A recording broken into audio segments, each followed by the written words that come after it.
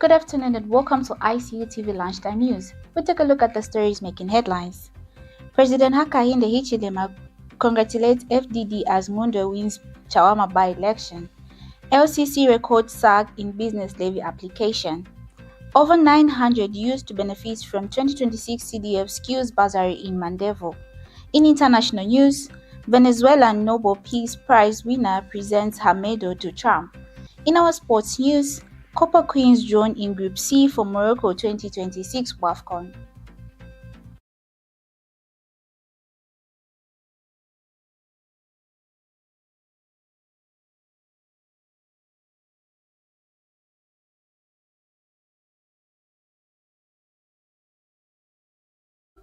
With the news in details, my name is Ruth Nirongo.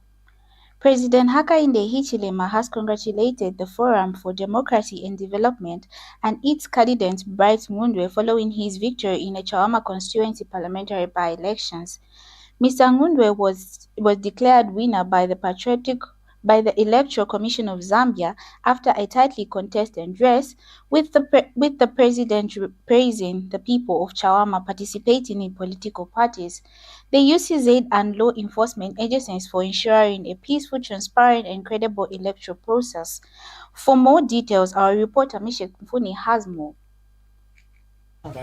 Do hereby declare the Electoral Commission of Zambia (ECZ) has officially declared Bright Nundwe of the Forum for Democracy and Development (FDD) as the duly elected member of Parliament for Chawama constituency following the just ended parliamentary by-election. Nundwe Bright FDD 8,005. The results were officially declared on January 16, 2026, with ECZ confirming a total of 18,096 votes were cast, out of which 290 ballot papers were rejected as invalid. 18,096 votes were cast. I therefore declare that the said Nundwe Bright B to be this day duly elected as Member of Parliament. According to the official declaration of results signed by Chawama returning officer Louis Lopando, Mr. Nundwe poured 8,085 votes to defeat Morgan Munda of the UPND, who garnered 6,542 votes. Other candidates trailed behind, with Davison Mulenga of Citizens First securing 1,534 votes. Independent candidates George Mwenya and Elijah Siatwambo obtained 466 and 428 votes respectively, while Mohamed Mutete of NCP received 319 votes. Alfred Ndeweni of EPPP poured 239 votes, Ntazana Msukuma of Leadership Movement got 100 votes, and James Piri of NDC recorded 93 votes. I have served for a series of years in government, and my message in Chawama constituency was that let us be peaceful, and I'm grateful. But most importantly, I would like to thank God for this very important assignment. Meanwhile, President Hakainde Hichilema has congratulated FDD and the winning candidate Bright Nundwe on their victory in what he described as a tightly contested race. In a message posted on his official Facebook page, President Hichilema said while every election produces a winner, the deeper purpose of democracy is to strengthen harmony, peace and unity among citizens. He commended the UPND and all participating candidates and the people of Chawama for ensuring that the democratic process functioned as it should. The president also praised the Electoral Commission of Zambia and the law enforcement agencies for conducting a transparent, orderly and secure election, noting that their professionalism allowed the will of the people to be freely and peacefully expressed. Bright Nundwe has since been declared the duly elected Member of Parliament for Chawama constituency. Reporting for ICU TV in Lusaka, I am Mishek Mfune. The Lusaka City Council has recorded a significant increase in business levy application, having received a total of 51,323 applications between January 1st and 31st December 2025. The development reflects the city's growing and vibrant business environment.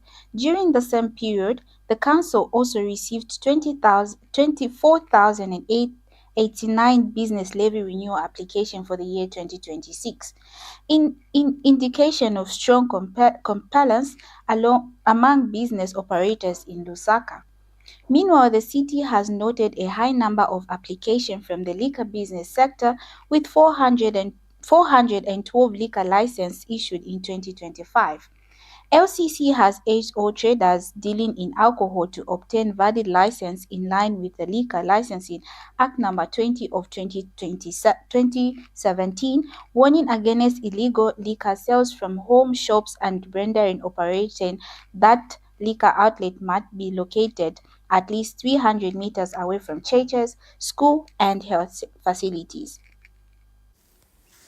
The Lusaka City Council wishes to inform members of the public that it has recorded a significant increase in business levy applications, with a total of 51,333 applications received between 1st January and 31st December 2025. This underscores the city's thriving business environment and the council's efforts in providing a conducive business environment.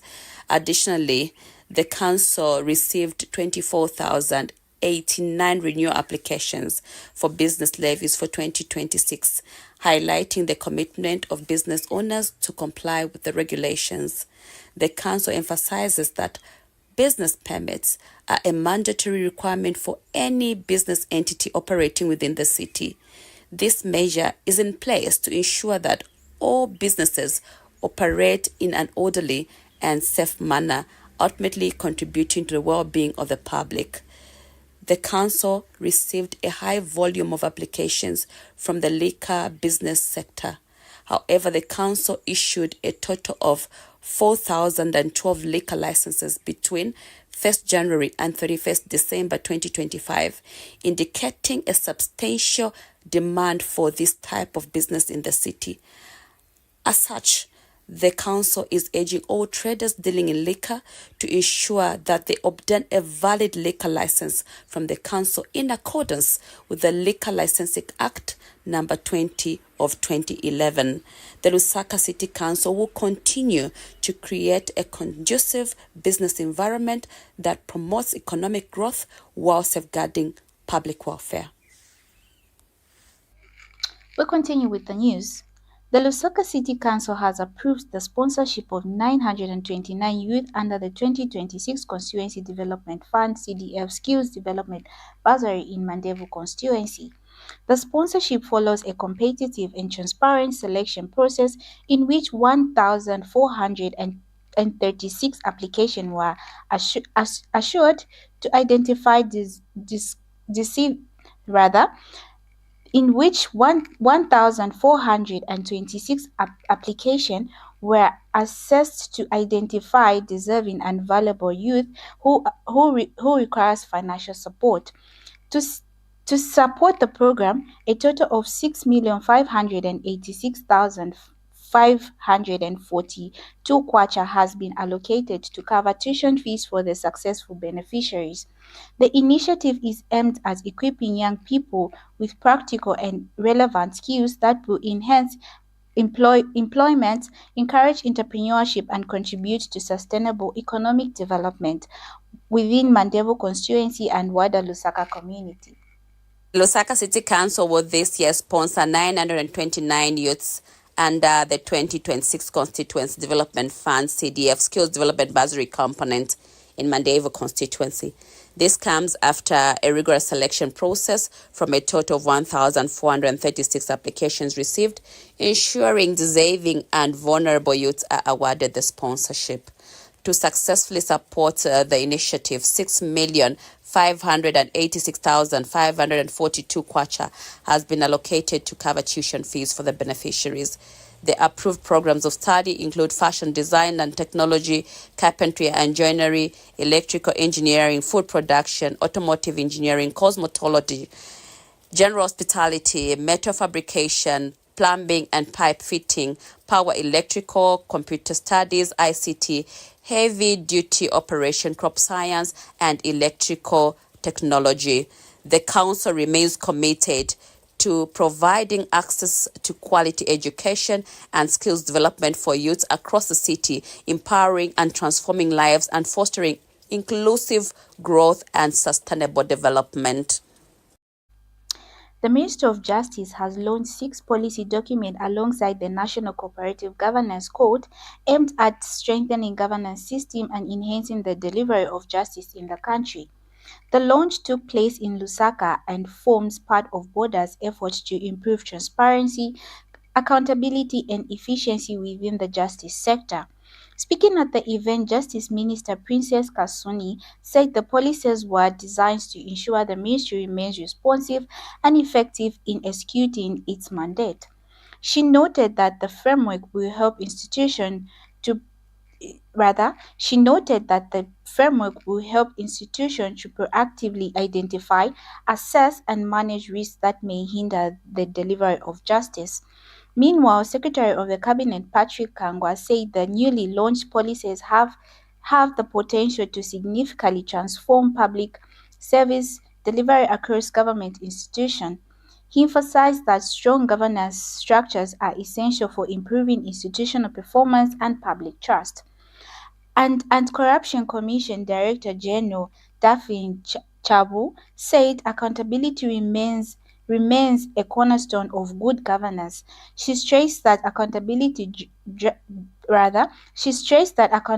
bridges the gap between government commitment and the daily experience of citizens, ultimately promoting integrity and confidence in public institutions. Heavy rains have damaged Twite Bridge in Lukanga ward of Lukashi constituency in Kasama district, Northern Province, disputing movement and limiting access to essentials. Services for local communities. The damage follows rainfall experienced in the area in recent days. Kaliba village headman Alex Chilakwe said the disruption of the bridge has made it difficult for residents of Kaliba village to cross the stream and access important services. He appealed to governments to urgently put up a temporary bridge to restore safe passage across treaty streams. Mr. Chilekwa warned that the crossing point has become a serious damage, particularly for school-going children and road users along the Mukange-Kaliba road. He urged the members of the public to be cautious with approaching the stream due to its unsafe condition. Kasama District Commissioner Anna Poe assured residents that government will quickly intervene using the disaster component of Constituency Development Fund. She reaffirmed government's commitment to improving accountability and confirmed that work on the Twite stream crossing will be carried out.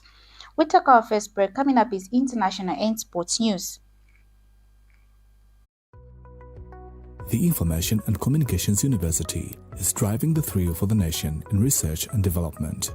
Enroll now for full-time and distance programs in the School of Engineering, Humanities, Business and Education. To apply, visit our website at www.icuzambia.net or call us on +260 211 221 662 or 0966 342 359. Sponsorship is available. Enroll now.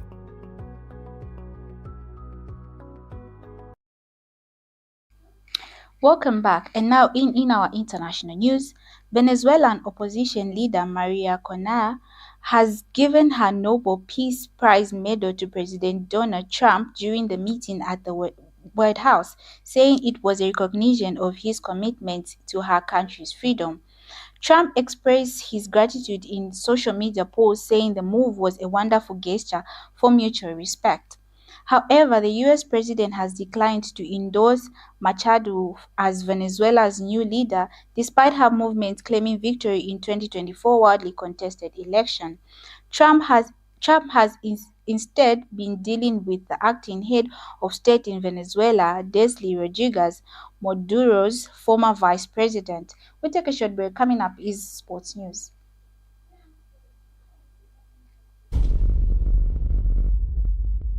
The Information and Communications University is complementing government effort in promoting legal and safe mining for all Zambians. ICU is offering a short practical training course to artisanal and small-scale miners and those who intend to venture into mining. This training covers identification of rocks and minerals, mining operations and equipment, health and safety in mining, environmental protection, licensing and compliance, qualifications, National Registration Card, NRC. Apply now at www.icuzambia.net. For more information, contact the ICU School of Mines, Department of Artisanal and Small-Scale Mining at +260 763 302 596 or +260 973 263 492. For analysis of mineral samples, contact the ICU School of Mines Laboratory at +260 973 263 492 or +260 977 833 434.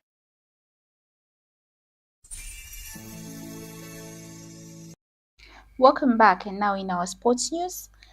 Zambia's Copper Queens have been drawn in Group C for the Morocco 2026 Women Wafcon Cup of Nations alongside defending champions Nigeria, Egypt, Malawi. The draw was conducted in Rabat, with Zambia to be based in the Casablanca and play matches at the Levy Stadium. Group A features host Morocco, Algeria, Senegal, and Kenya, while Group B comprises South Africa, Cote d'Ivoire, Burkina Faso, and Tanzania. Group D includes Ghana, Cameroon, Mali, and Cape Verde and will be based in fees.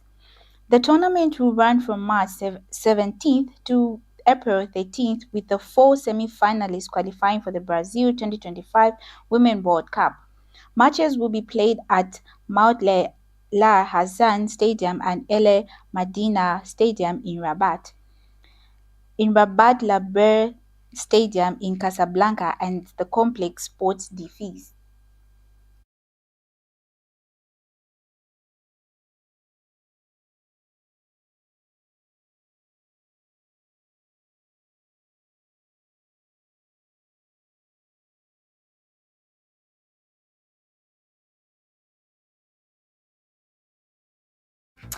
That sports item brings us to the end of our lunchtime news. But before we go, let's look at the stories that made headlines. President Hakainde Hichilema congratulates FDD as Nundwe wins Chawama by-elections. LCC records surge in business levy application. Over 900 youths to benefit from the 2026 CDF Skills Bursary in Mandevu. In international news, Venezuelan Nobel Peace Prize winner present her medal to Trump. And in our sports news, Copper Queens draw in Group C for Morocco 2026 Wafcon. Thank you so much for watching our lunchtime news. Do watch us at 20 hours. Good afternoon.